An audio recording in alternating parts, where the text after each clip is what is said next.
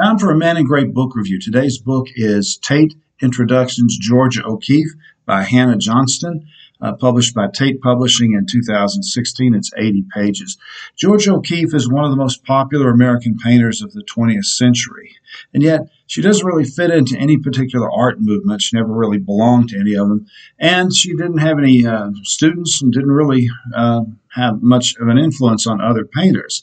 She really kind of was her own thing. Her art really stands apart from the trends of the era that she painted in. O'Keeffe was born in Wisconsin in 1887. She showed aptitude and interest in art from the very beginning. When her father lost his fortune in the stock market, the family moved to Virginia, and it was there that she first began doing abstract charcoal drawings. Some of these drawings came to the attention of the New York photographer and art dealer Alfred Stieglitz, who wrote back to her and encouraged her.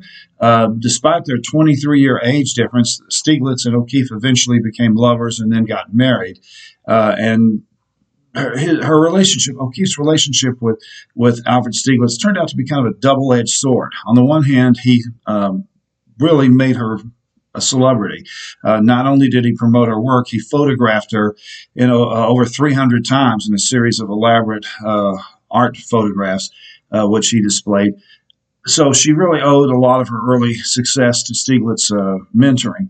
But Stieglitz also kind of boxed her in and created a perception of her that wasn't accurate.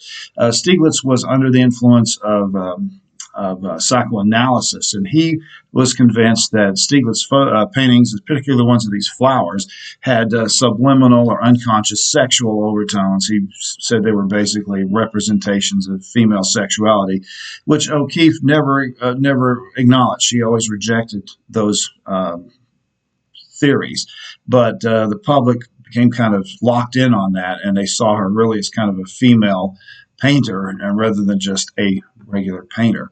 So it was kind of a double-edged sword, as I said. Eventually, she got a job teaching in the northwest Texas town of Canyon, where she taught at what is now West Texas A&M. And it was there she first came under the influence of the southwestern topography and backgrounds, and that led to some of her most famous paintings, like ones of bones. Here's one of her famous bones of one of her famous bones paintings of a cattle skull. And she eventually settled during the summers in Taos, New Mexico. And after Stieglitz died in 1946, she moved there permanently and did a whole series of paintings based on the landscape of New Mexico. But she wasn't, that's probably what she's best known for, is her paintings of New Mexico scene and flowers and so forth. But she was also much more than that.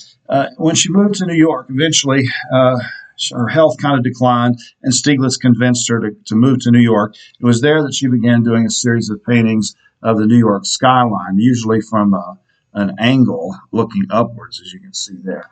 And after Stieglitz died in 1946, she moved permanently to New Mexico, and O'Keeffe began traveling around the world. And that led to her doing a whole series of paintings of clouds as seen from the airplane, as you can see here. Again, it's almost like an abstract work. So she was constantly developing. Here's one of her famous flower paintings, which she did throughout her career. Toward the end of her life, she began to become more and more minimalist. This looks almost like a modern minimalist painting. This is a painting of the door of her adobe house in New Mexico. And then toward the end of her life, she lost her vision, began to lose her vision, and began to experiment with pottery, making clay pots. George O'Keeffe died in 1986 at the age of 98. She was still working almost right up to the end of her life. So if you're interested in O'Keeffe and her career, as I said, it's much more than just paintings of bones and mesas and flowers. She was much more varied than that.